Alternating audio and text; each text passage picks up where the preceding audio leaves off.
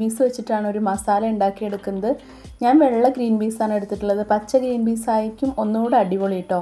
വെളിച്ചെണ്ണ ചൂടായി വന്നിട്ടുണ്ട്. അതിലേക്ക് ഒരു സവോള അരിഞ്ഞതും ആവശ്യത്തിന് ഒരു 3 പച്ചമുളക് എടുത്തിട്ടുണ്ട്. അത്യാവശ്യം നല്ല എരിവുള്ള പച്ചമുളകാണ്.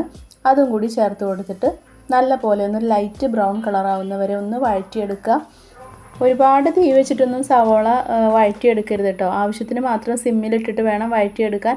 പെട്ടെന്ന് തന്നെ അത് കരിഞ്ഞു പോയിട്ടുണ്ടെങ്കിൽ ആ ഒരു മസാലയുടെ ടേസ്റ്റ് തന്നെ അങ്ങ് മാറിപ്പോകും കേട്ടോ. അത് കഴിഞ്ഞ് നമുക്ക് ഗ്രീൻ പീസ് വേവിച്ചെടുത്തിട്ടുണ്ട്. ഉപ്പ് ചേർത്ത് വേവിച്ചെടുത്തതാണ്. ഈ ഒരു പരുവത്തിൽ വേണം കേട്ടോ അത് വേവിച്ചെടുക്കാൻ. ഒരുപാട് വെന്ത് പോകാനും പാടില്ല, എന്നാലോ അത്യാവശ്യം നല്ല വേവും വേണം.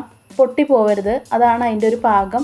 അത് കഴിഞ്ഞ് ഞാൻ ഒരു മുട്ട എടുത്തിട്ട് വഴന്നു വന്ന സവോളയിലേക്ക് ചേർത്ത് കൊടുത്തിട്ടുണ്ട്. അത് നല്ലപോലെ ഒന്ന് ചിക്കിയെടുക്കണം. അത് നല്ലപോലെ ചിക്കിയെടുത്ത് അതിലേക്ക് നമുക്ക് ആവശ്യത്തിന് വേണ്ട ഉപ്പും കൂടി ചേർത്ത് കൊടുക്കാം. ഈ ഒരു ഐറ്റം കുട്ടികൾക്കും വലിയവർക്കും എല്ലാവർക്കും ഇഷ്ടമാവും. ഗ്രീൻ പീസൊക്കെ കഴിക്കാത്ത കുട്ടികളുണ്ടെങ്കിൽ ഇങ്ങനെയൊന്നും ഉണ്ടാക്കി കൊടുത്തു കഴിഞ്ഞാൽ ക്യാരറ്റും എല്ലാം ഇട്ടിട്ടാണ് ഞാൻ ഉണ്ടാക്കുന്നത്. അപ്പോൾ ഒരു ഹെൽത്തി ഫുഡ് തന്നെയാണ് കേട്ടോ. ഇതിലേക്ക് ആവശ്യത്തിനുള്ള ഉപ്പും ഒരു 1/4 സ്പൂണോളം തന്നെ ഗരം മസാല, വീട്ടിൽ പൊടിച്ചെടുത്ത ഗരം മസാലയാണ്, അതും കൂടി ചേർത്ത് കൊടുത്തിട്ട് നല്ലപോലെ ഒന്ന് മിക്സ് ആക്കിയിട്ട് എടുക്കുക. പിന്നെ ഞാനൊരു ചെറിയൊരു ക്യാരറ്റ് ഇതുപോലെ ഇതാക്കിയിട്ട് വെച്ചിട്ടുണ്ട്. അതും കുറച്ച് കറിവേപ്പിലയും കൂടിയിട്ട് നമ്മുടെ ഈ വഴന്നു വന്ന സവോളയിലേക്ക് ചേർത്ത് കൊടുക്കാം. അതൊന്ന് ചേർത്ത് കൊടുത്തിട്ട് ഒന്ന് ഈ ഇത് വേവുന്ന വരെ, ക്യാരറ്റ് വേവുന്ന വരെ ഒന്ന് അടച്ച് വെക്കണമെങ്കിൽ അടച്ച് വെക്കുക, അല്ലെങ്കിൽ തുറന്ന് വെച്ചാലും കുഴപ്പമില്ല കേട്ടോ.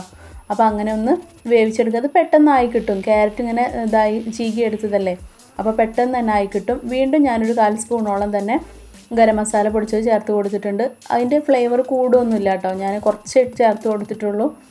അപ്പോൾ അതും കൂടി ചേർത്ത് കൊടുത്തിട്ട് നല്ലപോലെ ഒന്ന് വഴറ്റിയെടുക്കുക. പിന്നെ വേവിച്ച് വെച്ചിട്ടുള്ള ഗ്രീൻ പീസ് അതിലേക്ക് ഇട്ട് കൊടുക്കാം. ഒരു കുറച്ച് വെള്ളം ഉണ്ടായിരുന്നു, ഒരു 1/4 ഗ്ലാസ്സോളം വെള്ളം കൂടി ഉണ്ടായിരുന്നു. അതും കൂടിയിട്ടാണ് ഞാൻ ഇതിലേക്ക് ചേർത്ത് കൊടുത്തിട്ടുള്ളത്.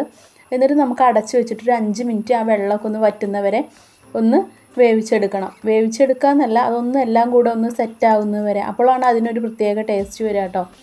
അപ്പോൾ എല്ലാവർക്കും ഇഷ്ടമാവും. പിന്നെ കുറച്ച് മല്ലിച്ചപ്പും കൂടി അതിൻ്റെ മേലേക്ക് ചേർത്ത് കൊടുക്കുക. അത് കഴിഞ്ഞ് നമുക്ക് എല്ലാം ആയിട്ടുണ്ട്, നമ്മുടെ മസാല ആയിട്ടുണ്ട്. അതൊന്ന് 5 മിനിറ്റ് നേരം ഒന്ന് അടച്ച് വെക്കുക. അപ്പോഴാണ് ആ മല്ലിച്ചപ്പിൻ്റെ എല്ലാ ഫ്ലേവറും ആ ഒരു മസാലയിലേക്ക് ഇറങ്ങിയിട്ട് നമുക്ക് കഴിക്കാനാകുമ്പോൾ മാത്രം അത് തുറന്നിട്ട് എടുക്കാം.